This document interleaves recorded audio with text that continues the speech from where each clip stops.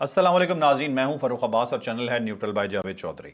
नाज़रीन, आपको पिछले वीलॉग में बताया था कि मोदी कॉल करके मिन्नतें कर रहा है, वो बात कंफर्म हो चुकी है जी। इंडियन मीडिया खुद ये बता रहा है और उनके प्रोपेगेंडा अकाउंट ये बता रहे हैं कि जो नरेंद्र मोदी साहब हैं वो कॉल पे कॉल कर रहे हैं इस वक्त डोनाल्ड ट्रंप को, और डोनाल्ड ट्रंप को कॉल करके वो क्या क्या कह रहे हैं, जो दावे हैं इंडिया के, हम वो बताएंगे आपको। अब यकीनन हंस पड़ेंगे कि यार ये क्या लोग हैं, और पाकिस्तान से इतनी जेलसी ऐसा भी कोई कर सकता है। बहरहाल जी, एक अजीब किस्म का प्राइम मिनिस्टर है, तो उसका जो गोदी मीडिया है वो जिस तरह की चीज़ें बता रहा है वो आपको बता देंगे। फिर उसके बाद आपको ये बताएंगे जी कि इसराइल के असले पे हो सकता है पाबंदी लग जाए, जो अमेरिका उसे असला देता है वो असला उसे अब मिले ही ना। फिर आपको जी हम एक और चीज़ ये बताएंगे जी कि पाकिस्तान में लोड शेडिंग का आगाज़ हो गया। ये लोड शेडिंग हो क्यों रही है, असल वजह क्या है, रीज़न क्या है, ये क्या जो आपको बताया जा रहा है उतनी ही है या लोड शेडिंग इससे ज़्यादा हो जाएगी, ये भी आपको बताएंगे। फिर आपको एक चीज़ बताएंगे जी कि वेला सदर, ठीक है, ये वेला सदर कौन है। ये जो कुछ सो कॉल्ड किस्म के वो यूथ ट्यूबर्स हैं जो अपना दावा करते हैं कि वो पीटीआई से बिलोंग करते हैं, उन्होंने ट्रंप को वेला सदर कह दिया कि ये तो सदर ही वेला है। ये क्यों, अब ये तकलीफ डोनाल्ड ट्रंप से इस वक्त ही क्यों हुई है, ये भी जानिएगा आज ही के वीलॉग में। और उसके बाद जी आपको ये बताएंगे जी कि जो आज की सबसे बड़ी स्टोरी होगी, और हम बिल्कुल वीलॉग के एंड पे उसे डिस्कस करेंगे, और वो ये है जी कि क्या डोनाल्ड ट्रंप पाकिस्तान आ रहे हैं। जी, ये बहुत इंपॉर्टेंट स्टोरी है। मसूद पजेश्कियान जो ईरानी सदर हैं उनके भी चांस हैं, और डोनाल्ड ट्रंप के बारे में भी बात हो रही है, और हमसे ज्यादा भारतीयों को इसकी फिक्र पड़ी हुई है। पाकिस्तानियों को कॉल्स कर करके पूछने की कोशिश कर रहे हैं कि भाई ऐसा हो तो नहीं रहा, क्योंकि अगर ऐसा हो गया तो हमने तो वैसा ही मर जाना है, हम चिता के ऊपर लेटे हुए हैं, बस सिर्फ आग लगानी है। तो ये होगा जी आज का हमारा वीलॉग। और साथ ही आपको रिमाइंडर देता चलूं कि आपने चैनल को लाइक शेयर सब्सक्राइब करना बिल्कुल नहीं भूलना। उसके अलावा आपने जो ज्वाइन करना है वो होगा जी हमारा व्हाट्सएप लिंक, हमारा ट्विटर लिंक और हमारा फेसबुक लिंक। अब चलते हैं स्ट्रेट अपने वीलॉग की तरफ, और वीलॉग मेरे ख्याल में स्टार्ट कर लेता हूं वेले सदर से। चॉइस साहब, ट्रंप एक वेला सदर है? ये पाकिस्तान तहरीक इंसाफ के लोग पूछ रहे हैं कि इतना वेला सदर है कि वो रिपोर्टर्स को फ़ोन करके कह रहा है कि पाकिस्तान के अंदर ही रहो, मैं वहीं पे आ रहा हूँ और वह स्टेशन नहीं छोड़ना, और अगर मैं तुम्हारी जगह होता तो कभी इस्लामाबाद से ना निकलता, वगैरह वगैरह। वो उसको बेसिकली उसका हवाला दे रहे हैं कि इतना वेला है, फारग है कि वो रिपोर्टर्स को फ़ोन करी जा रहा है। अब इसके अंदर दो चीज़ें, या तो ये वो क्लेम कर रहे हैं कि ये झूठ है और रिपोर्टर के साथ डोनाल्ड ट्रंप का कोई राब्ता नहीं हुआ, ठीक है। और दूसरा, या फिर वो कह रहे हैं कि वाकई ट्रंप इतना फारिग है कि वो रिपोर्टरों को फ़ोन करता रहता है और उनको खबरें देता रहता है। अब ये दोनों चीज़ें जो हैं, वो कहा तो जा सकता है कि पाकिस्तान तहरीक इंसाफ जो है उसका हक है कि वो रिपोर्टर के ऊपर यकीन करे या ना करे। इनका हक है जो या सब इनका कहना सब बनता है। सबका हक है यार। किसी किसी के बारे में भी आप कह सकते हैं झूठ बोल रहा है, किसी के बारे में भी कहते हैं कि मुझे उसकी बात पे शक है, किसी के बारे में भी कहते हैं कि जी उसके हकाइक दुरुस्त नहीं है, तो कहा जा सकता है।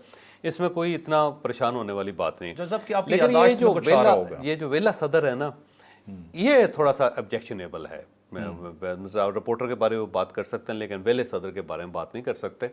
उसकी वजह यह है कि डोनाल्ड ट्रंप जो है ना, ये प्रेसिडेंट बना है पाकिस्तान तहरीक इंसाफ की दुआओं और मिन्नतों के नतीजे में। ये कंपेन भी। बार बार कह रहे थे कि डोनाल्ड ट्रंप आएगा तो इमरान खान आएगा, इमरान खान आएगी, और डोनाल्ड ट्रंप जो है ना वो आएगा तो इमरान खान आएगी। ये इस किस्म के नारे लगाते होते चौधरी थे। साहब इसके लिए कंपेन करवाई थी, आपको याद कंपेन होगा, कर अमेरिका में पैसे लगा के और कंपेन्स करवाई गई। कंपेन भी करवाई, इश्तिहार भी दिए, और जो डायस्पोरा है पाकिस्तान का अमेरिका के अंदर, वो सब ने ट्रंप के साथ मिल के उसे कहा था कि हम आपको वोट देंगे और कब जब आप प्रेसिडेंट बनेंगे तो हमारे लीडर को आपने छुड़वाना है। और डोनाल्ड ट्रंप ने इनके साथ वादा भी किया हुआ था। उसके बाद इनसे किसी की मुलाकात ही नहीं हो सकी डोनाल्ड ट्रंप से। ठीक है। तो बहरहाल ये वही सदर है जो आपकी दुआओं का नतीजा है, ये वही सदर है जो वेला है और आपकी मिन्नतों का नतीजा है, वो है। तो इसके साथ साथ इमरान खान साहब जो थे, जब वो प्राइम मिनिस्टर थे, तो उनके पास किसी और के लिए टाइम नहीं होता था, लेकिन अपनी जो मीडिया टीम थी, जो सोशल मीडिया एक्टिविस्ट थे, जिनमें ऐसा सा नमूना है कि जब आप उन नमूनों को देखते हैं तो पता लगता है कि ये वो नमूना था जिसे ब्रीफ करते होते थे इमरान खान साहब हफ्ते में 2-2 3-3 दफ़ा। तो वो इतने इमरान खान साहब फारिग होते थे कि वो अपनी बयानिया की जो टीम है ना, जो सोशल मीडिया के ऊपर होती थी, उनको टाइम भी देते थे, उनकी किरदार साजी भी करते थे। ये कहते थे हमारा लीडर हमारी किरदार साजी कर रहा है, शऊर दे रहे। शऊर दे रहा है। तो इमरान खान साहब ना 6-6 घंटे उनको शऊर देते होते थे, और उस शऊर का नतीजा जो है फिर पूरी दुनिया ने देखा। तो मेरा ख्याल है इमरान खान साहब भी कम वेले नहीं थे उस ज़माने में, जबकि उनके पास जो सूरत हाल थी वो अजीबो गरीब सी थी। अच्छा सर। आपको पता है कि इमरान खान साहब के दो दो स्टाइल बड़े ज़बरदस्त थे। क्या? एक तो ये होता था कि सर्दियों में ना वो धूप में बैठ जाते थे बाहर, ठीक है। और वहीं पे उन्होंने लॉन के अंदर वहाँ पे रखा हुआ थे सोफे जिसके ऊपर धूप सेकते थे, और कोई भी वहाँ आ जाता तो वहीं बिठा लेते थे। अब आर्मी चीफ और जनरल फैज़ हमीद साहब की तस्वीरें भी लॉन के अंदर हैं। और सो फार सो एक मरतबा जब डेलीगेशन आया सऊदीज़ का तो उनको भी वहीं पे बिठा दिया, कि जिसको बड़ा माइंड किया उन्होंने। तो इसका मतलब ये आप रिस्पेक्ट नहीं दे रहे दूसरे बंदे को। तो धूप सेकते रहते थे वो, और वहीं पे गुफ्तगू कर लेते थे सबको, और उसके बाद वहीं से फारिग करके चलो जी अल्लाह वाले। और इसके साथ जो अगला मरहला था वो इससे भी ज़्यादा ख़तरनाक था। वो ये होता था कि वो बनी गाले बुला लेते थे बंदे को, कि मीटिंग होती थी तो वो कह देते थे प्रोटोकॉल वालों को यहीं ले आए। और वहाँ पे मसला ये था कि जूँ ही गेट के अंदर दाखिल होते थे तो सामने एक गंदी सी पिकट थी, और वहाँ पे जो मुलाजमीन थे उन्होंने अपने कपड़े धो के लटकाए होते थे वहाँ पे। तो पहले तो जो बंदा वहाँ पे मेहमान पहुँचता था तो कपड़े, गंदे कपड़े जो थे वो इसका इस्तकबाल करते थे। और उसके बाद फिर वो लॉन में, वहाँ पे भी लॉन में बैठे होते थे, और कुत्ते जो होते थे आगे पीछे टहल रहे होते थे, और बाज़ औक़ात कुत्ता जो आके वो मेहमान के सामने से बिस्कुट भी उठा लेता था। तो इस किस्म की सूरत वहाँ पे भी होती थी। तो लेकिन इमरान खान साहब हम कह सकते हैं वेले तो नहीं थे, बहुत मसरूफ़ थे, इनको ये कहा जा सकता है। अब इसमें देखा जाए तो ये अपने आप में खुद तनकीद करवाते हैं। अपनी मीडिया टीम से बात करना कभी किसी को इतराज़ ही ना होता अगर ये इस तरह की हरकतें करके दूसरों पे इतराज़ ना करते। देखिए अब सदर ट्रंप को ताने दे रहे हैं, लेकिन ये भूल गए कि हम एग्जैक्टली इससे भी नीचे का दर्जा कर चुके हैं, लेकिन दूसरे बुरा है, हम ठीक हैं। बल्कि वो होता था इमरान खान साहब लेट आते थे ना जी, और वो 11 बजे के करीब हेलीकॉप्टर से आते थे, बनी कल्ला से हेलीकॉप्टर उठता था और प्राइम मिनिस्टर हाउस आता था, और उसके बाद वो 4 बजे वहाँ से चले जाते थे, क्योंकि उनको हुक्म था कि आपने शाम तक वहाँ नहीं रुकना। तो जनरल बाजवा साहब ने उनको एक मरतबा कहा कि सर आप इस तरह करें कि 1 घंटा पहले आ जाया करें, 1 घंटा आप बाद चले जाया करें। पहले आने का फ़ायदा ये है कि पहला जो घंटा है ना आप अपनी पार्टी को दें, वहाँ लोगों को बुलाया करें, एमएनए से मिलें, एमपीए से मिलें, अपने चीफ मिनिस्टर से मिलें, उनको समझाया करें, उनको बताया करें, उनको टाइम दिया करें। उससे ये फ़ायदा होगा कि आपकी पार्टी मजबूत होगी, क्योंकि पार्टी आपकी कमज़ोर होगी, ये पार्टी आपके हाथ से निकलने लगी है।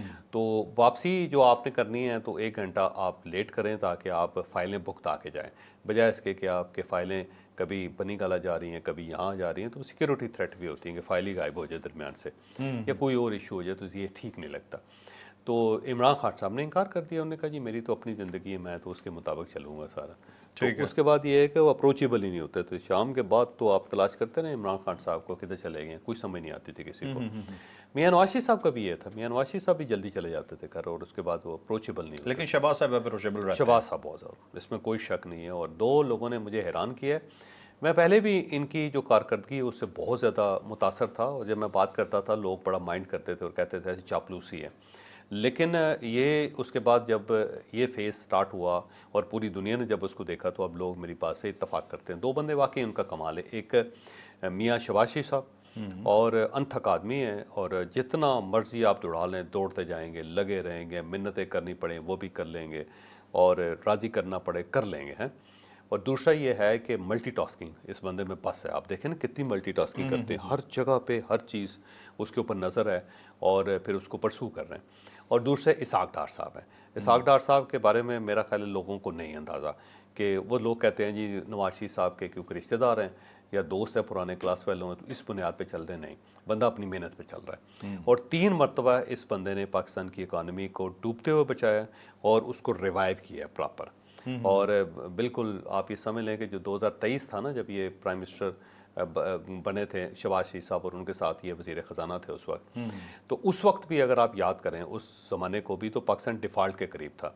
जिस खूबसूरत तरीके से बंदे ने बचाया वो बड़ा हैरान कुन था, क्योंकि अब तो किस्त ड्यू थी और किस्त हमने नहीं देनी थी, क्योंकि हमारे पास पैसा ही नहीं था। IMF जो था इंतज़ार कर रहा था उस वक्त का, कि जब ये सऊदीज़ पैसे मांगेंगे, UAE पैसे मांगेंगे, या जो चाइनीज़ रोल ओवर होगा वो नहीं हो सकेगा, तो फिर IMF जो है वो कहेगा लो भाई तुसी तो गए। लेकिन इतने ज़बरदस्त तरीके से इस बंदे ने स्मार्टली खेला था कि सबको हैरान कर दिया था। बिल्कुल सही। तो 3 मरतबा पाकिस्तान की इकानमी को रिवाइव करना एक ही बंदे के हाथों कमाल है। और इस मरतबा जो वज़ीर ख़ारजा बने हैं, तो लोगों का ख्याल था कि ये इसहाक डार साहब इस टाइप के बंदे ही नहीं है, इंट्रोवर्ट हैं, एक्सट्रोवर्ट है ही नहीं, ये काम ही नहीं कर सकेंगे, बात ही नहीं कर सकेंगे। लेकिन जिस तरह इस बंदे ने कनेक्ट किया पूरी दुनिया के साथ, वो बहुत हैरान कुन है वैसे, ऑनेस्ट। ये इंटरनेशनल अखबार भी लिख रहे हैं कि बहुत मुतासर कुन बहुत पर्सनैलिटी साबित मुतासिर हुए हैं। और हर जगह पे आना, एक्टिव होना, राब्ता रखना, और इसके साथ साथ वजारत खारजा भी चला रहे हैं वो, ये भी देख लें। जो ऑफिशियल वर्क है वो भी चल रहा है, और साथ साथ जो आलमी सफारतकारी है वो भी चल रही है। और इसके साथ साथ ये जो यूएई को 3-3.5 बिलियन डॉलर वापस कर रहे हैं, ये भी बड़ा कमाल है। ये भी सारा इसहाक डार का कमाल है। ये इसहाक डार साहब ने रास्ता निकाला, इमीडिएटली मैनेज किए, इमीडिएटली मैनेज किए। और इसीलिए फिर उन्होंने दुनिया को बताया भी कि हम पैसे वापस कर रहे हैं यूएई के, जिसके ऊपर बड़ा लोगों को आग लगी।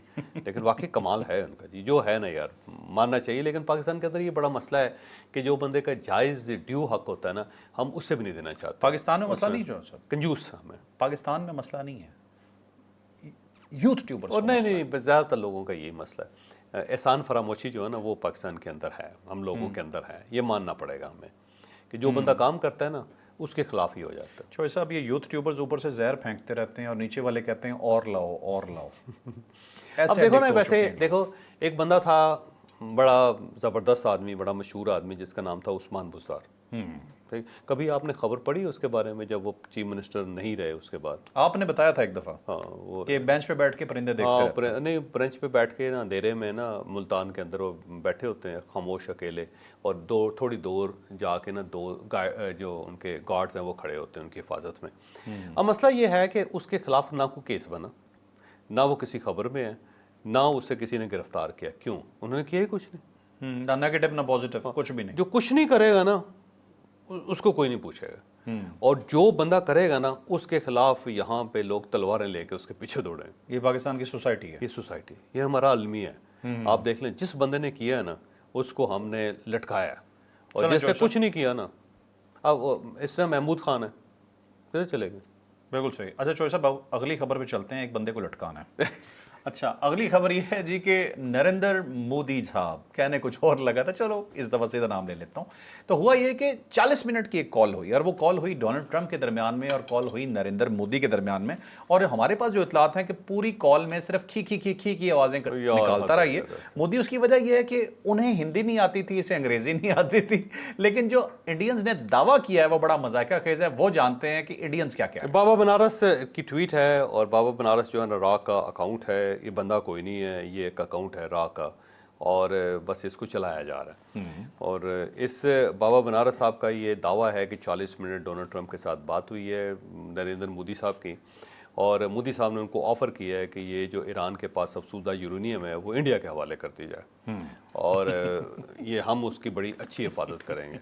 तो एंट्री ठीक है, वैसे इंडिया की एंट्री ठीक है। देखो बात ये है ना, जो मानने वाली बात है, जो अप्रिशिएट करने वाली बात ये है कि उसने देखा कि एक जगह पे एक थोड़ी सी डार्क साइट है, तो उसके अंदर जो है ना एक मोमबत्ती जला लेते हैं। वहाँ पे एक दिया सलाई जला के थोड़ी सी आग या चिंगारी हम करके तो देखते हैं कि क्या होता है। और एक कह रहे बड़ा चांस है कि आ भी जाएगा। हाँ, वो उन्होंने चांस पैदा किया है, और ये हो भी सकता है यार कि क्या चीज़ है। ये यूरेनियम है, गोबर नहीं है यार, यूरेनियम इंडिया के पास जमा करवा देगा। इंडिया के पास भी यूरेनियम है, ऐसा मसला नहीं है, वो सेफ रख सकते हैं। क्योंकि जो यूरेनियम किसी और मुल्क के पास भेजना ना, वाकई बड़ा ट्रिकी होता है। आपको सीरियसली बात बताऊं, मुझे शक ही है इंडिया के यूरेनियम पे। मुझे लगता है जिस दिन गलती से उन्होंने कहीं बम चलाया ना, अंदर से बदबू और गोबर ही निकलेगा। देखो वाहियात बातें नहीं करो यार, वो हमारे मतलब बड़ी अच्छी बातें करते हैं। तो वो है कि जनाब ये यूरेनियम के उसने वैसे ठीक उसने गेंद खेल ली है। वैसे उसने देखा ना कि इसके ऊपर तो कोई बंदा बात ही नहीं कर रहा, तो वो उस चक्कर में वो घुस गए हैं कि जी हम लेने के लिए तैयार है और हम ईरान को कायल कर लेंगे।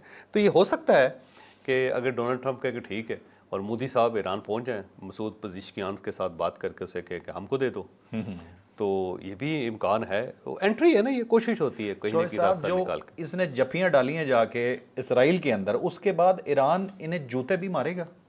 ये कुछ भी हो सकता है, दुश्मनों के साथ खड़ा हुआ है, कुछ भी हो सकता है। देखो दुनिया में कुछ भी हो सकता है, मैं ऑनेस्टली आपको कह रहा हूँ। सब कुछ भी हो जाएगा, लेकिन ये बड़ा कभी हमने नहीं सोचा था कि ईरान और अमेरिका आमने सामने बैठेंगे, लेकिन हो गया ना सर। कभी हमने नहीं सोचा था लेबनान और इसराइल के दरमियान डायलॉग होंगे, हो गया ना जी सर। कभी हमने नहीं सोचा था कि इसराइल और अमेरिका मिल के ईरान के साथ पड़ा कर लें। कभी हमने नहीं सोचा था कि गल्फ स्टेट्स के ऊपर हमले होंगे। तो ये तो नियर पास्ट की बात है। आपने कभी ये सोचा कि शैतान मुसलमान हो जाए? नहीं हो सकता ना, यही स्टोरी, ये नहीं हो सकता। चलें अब चलते हैं अगली स्टोरी पे। नेक्स्ट स्टोरी जी के एक और इंडियंस को बड़ी आग लगी हुई है। बड़ा मजा आ रहा है जी आज का व्लॉग मुझे करते हुए जी। अब वो कह रहे हैं कि पाकिस्तान कौन कौन आ रहा है, उन्हें बड़ी बेचैनी लगी हुई है। दो नाम वो मुसलसल कह रहे हैं, ये दो नाम कौन से हैं और इतनी आग इंडियंस को क्या है, ये जानते हैं। अब एक खबर गर्दिश कर रही है, और खबर ये गर्दिश कर रही है कि ये जो नेक्स्ट लेवल है ना डायलॉग का, वो मसूद पेज़ेश्कियान और डोनाल्ड ट्रंप के दरमियान होगा। और मसूद पेज़ेश्कियान जो है वो भी पाकिस्तान आएंगे और डोनाल्ड ट्रंप भी पाकिस्तान आएंगे। और इसलिए खुफिया रखा जा रहा है इसको कि अचानक फैसला किया जाएगा ताकि सिक्योरिटी रीज़न जो है ना उसको जहन में रखते हुए। और ये भी क्लेम किया जा रहा है कि ये सारा जो खेल हुआ ना कि जी हमारा डेडलॉक हो गया है लेकिन चीज़ें पॉजिटिव हैं, बस हमारी डील नहीं हो सकी तो इसलिए की गई कि अब बड़े आके ना ये डील करें, यानी डोनाल्ड ट्रंप आए और उस साइड से मसूद पेज़ेश्कियान आए। अब ये बात जो है ना गर्दिश कर रही है। तो बाज़ औक़ात ऐसा होता है कि जब दुश्मन कह रहा हो ना तो उसके इम्कानात पैदा हो जाते हैं, और ये इम्कानात हैं इन्हें कोई लीड मिली है। क्योंकि डोनाल्ड ट्रंप जो है ना वो कुछ भी कर सकता है। ठीक है। ये जहन में रखें कि वो एक अजीबोगरीब आदमी है। ठीक है। यानी आउट ऑफ द बॉक्स सोचना जो है ना उसकी आदत है।